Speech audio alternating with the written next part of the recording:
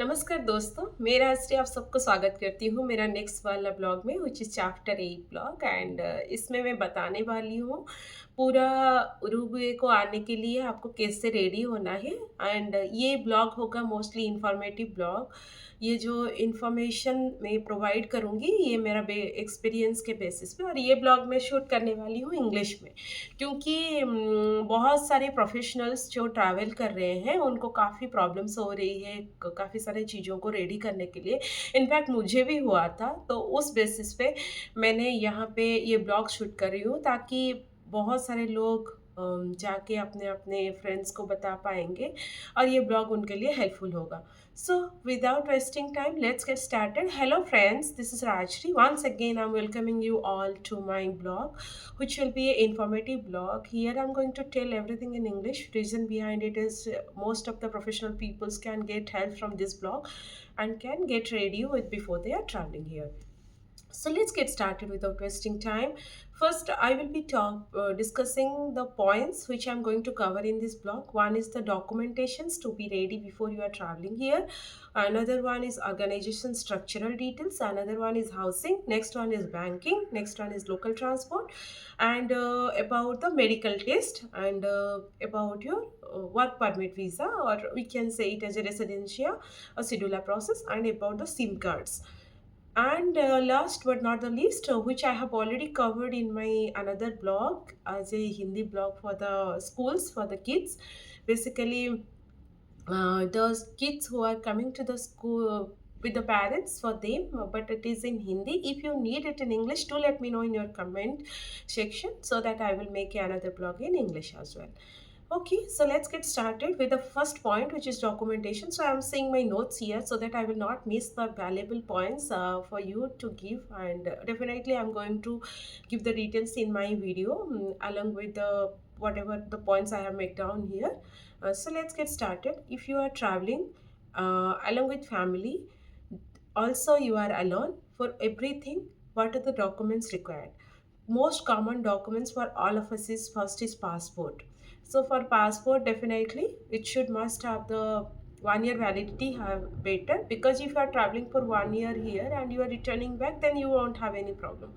But if you are staying here for more than 1 year, again you need to search for embassy, and here I don't think anything you can do it here. You need to get help, you need to see somebody is coming from the India and can help you out with the passport. You need to send it by courier or with someone, then it will be going through the same process, and reissue you need to face a lot of issues.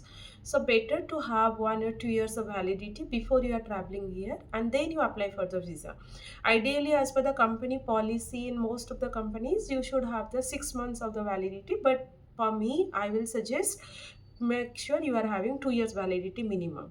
So next, coming to the once your visa is stamping is done, meanwhile when your passport is going for the visa stamping, meanwhile you prepare the other documents. What are those documents? One is your birth certificate, another one is PCC, another one is yellow fever certificate. So these three are the important and mandatory things before you are traveling to Uruguay.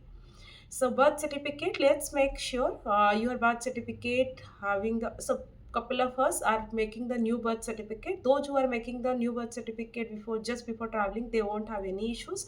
But those who have already the birth certificate earlier existing and traveling now, make sure there is a reissue date, which is ideally mention the date when we are making the birth certificate. Example is we are here now in 2025 and your birth certificate you have made it in 2020. As per the Uruguayan embassy or the policy, when you will work when you will apply here for the work permit, that time they will not consider your reissue date for 4 years before or 5 years before. They want something within 1 year. It should be like it is August 2025. It should be at least September 2024 or August 2024, within 1 year. So if you are applying now, neither they will not accept it. So better to have it. If you are having an option in online, better to I mean take it once again with the new reissue date within 1 year validity.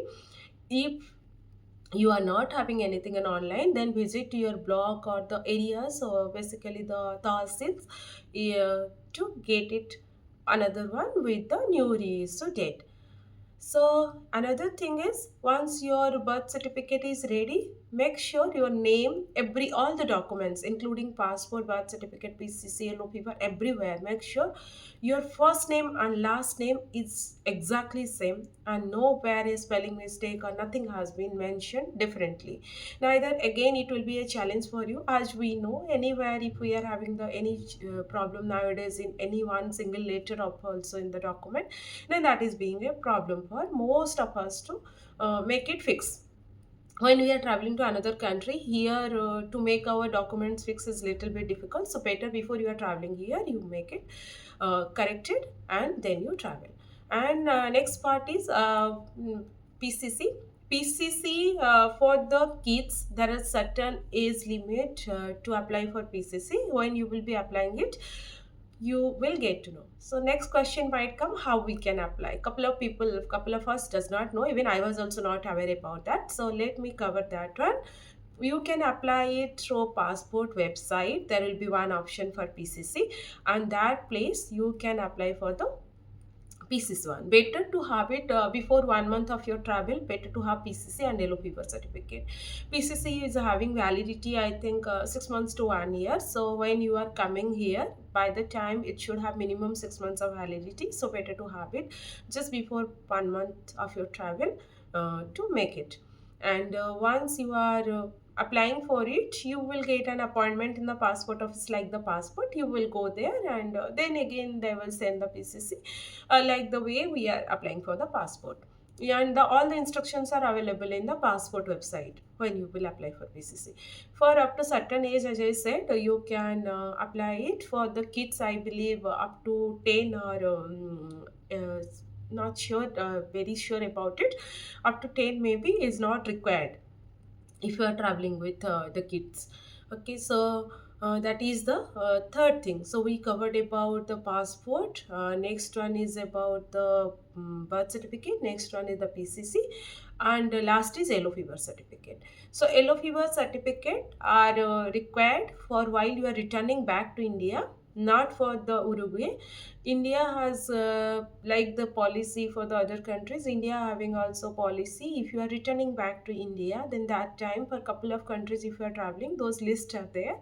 You need to have the yellow fever certificate before entering there, so that Indian embassy or Indian border people can allow you to enter inside the India by verifying that one.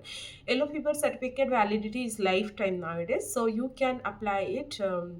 By going to any. So basically, what is yellow fever certificate? Yellow fever is a vaccine you need to take along with your family members who are traveling with you. If your spouse and kid are traveling with you, you can take along with them.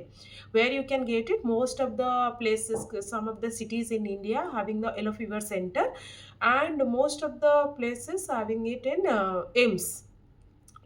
So in the AIMS you will have the appointment date, I think in different places in different days. For me it was on Tuesday and Thursday, if I'm not wrong.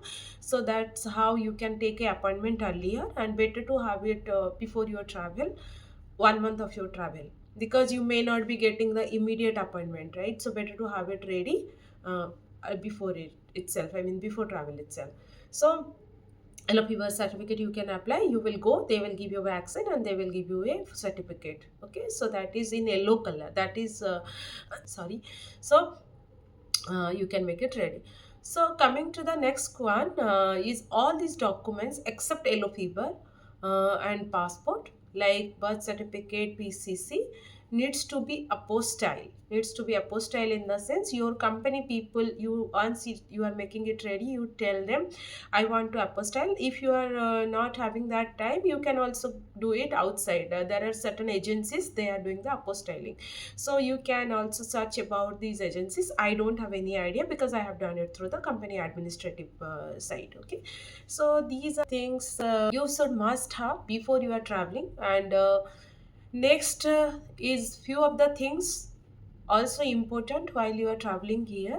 if you are traveling without all those, I am seeing lots of people are having not having the knowledge there. That is the reason they are facing challenges. Even I too had faced lots of challenges by gathering all these informations from here and there. So hence I thought I can make a video for everybody. It will be helpful and they can share it with everyone. uh, Before traveling they can make it ready. So next is your DZI form. As you are traveling as a professional associate and going to work in a company, so DZI form before your traveling date, once your travel is planned and you are in progressing, then that time your traveling team, from there you will get couple of notifications to act on couple of things, and along with that from this side, from Uruguay, HR will send you one DGI form and couple of things as well. But DGI form, why I am mentioning about it, it is important for your tax, so that's the reason they will be sending you that. So make sure you are carrying that one along with the sign, and I think before you are traveling also you need to send it them over the email with the scan copy. And another one is the forex card. So forex card is important definitely, because it is not US, here dollar does not work. Most of the places I have not seen, not most of the, almost all places I have seen only pesos. Here they only take the pesos. And once we are having the forex card, then we can use it. One mistake I did is I could not check it. The team of the bank, they said, I will not mention the name of the bank, but I can say wherever you are taking the forex card or any kind of forex card, make sure that is activated before you are traveling. Along with the forex card, you take some cash along with you, because it is most important in Uruguay, so that you can use it here. Maybe they will give you in dollar, that is also acceptable, but most of the places maybe they are not accepting, so better to have it some cash. So that is one important thing I wanted to cover. And next is your on-site manager and HR contact information in WhatsApp. And basically in the there is one WhatsApp group which is Indians in Uruguay. There are 3 4 groups are there. Once you are traveling or planning to travel, then make sure you are checking with your colleagues and being part of that. Most of the people are going to help you there if you are having any doubts apart from this, or basically in terms of what you can bring, what you cannot bring, all those things, or what you can take, or what are the things important here. Maybe I will try to cover it in my next videos, but those things also you can check whatever is in your doubt apart from all this. So yeah. And for your spouse and for your basically your dependents, I can say, not the spouse, any dependents you are coming, better to have the return ticket while you are traveling, because in airport side, in most of the basically the airlines, they will ask you for the return tickets. So I had this issue and I had challenged, lots of challenges I had faced when I was there. Return ticket, you will have it already in the email. So basically it will come in a different name which you will not be able to identify. That is the reason I missed it while I was coming. And when the airline people had asked me about this return ticket, I said I don't have, and suddenly they have denied to send my dependents along with me, and then I have struggled, and somehow I came to know it's in my email and I missed to take it. So make sure that is also you are bringing when you are coming along with your dependents. Yeah, so another thing is for the kids and for the dependents and for yourself also. If you are having any medical issues or any treatments which is ongoing, better to have those documents. For the kids, important to have the vaccine details, because vaccine here, once you are coming here, you will have the next step as a vaccine. So those things also you can take it along with you. These are the most important things to bring without any fail. And once you are bringing all those things, I think 90% of your things are with you. You no need to be worried for anything. Hopefully this video is going to help you out. In the next video I will cover the rest of the points what I just started with the discussion. Either this video will be very long, so about the organization structure I just covered, and about the documents I just covered. Apart from that, housing, banking, and local transport and all, I will be covering in the next video. So till then, bye bye. Thank you. Hopefully, this video will be helping you a lot. Do like, and please give me your comments where I can help you out. As I said earlier, the video I am making to help others and to give the right information so that people will not face any challenges if they are traveling or if they are having any questions or any concerns. Thank you so much. And one important thing before I wind up this call or my blog is, please install in your phone Google Translator. Here people does not understand English. 99% of the people, they speak Spanish, and better to have the Google Maps also in the very important point. Hopefully I have covered most of the things. So see you in the next vlog. Till then, bye bye. Thank you.